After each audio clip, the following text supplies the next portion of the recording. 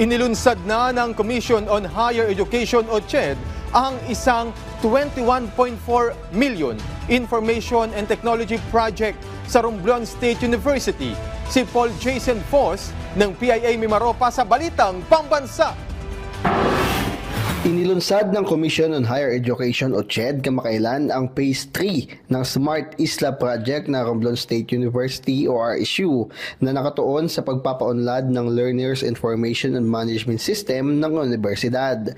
Ang proyektong ito ay nagkakahalaga ng 21.4 million pesos at pinunduhan ng CHED sa ilalim ng Institutional Development and Innovation Grant.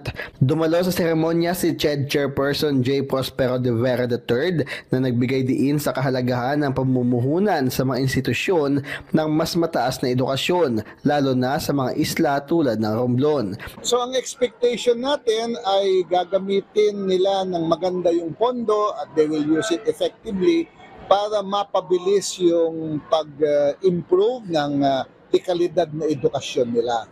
Ayon naman kay RSU President Dr. Miriam Katahaymani, sa pamamagitan ng proyektong ito, nakapag-acquire ang RSU ng mga data servers, digital duplicators, computer desktops, microbiology equipment at post-harvest equipment. Ibinahagi rin ni Dr. Mani na may nakalaang 750 million pesos na pondo para sa Phase 3 ng Smart Campus Program ng Universidad sa ilalim naman ng General Appropriation Act ngayong taon.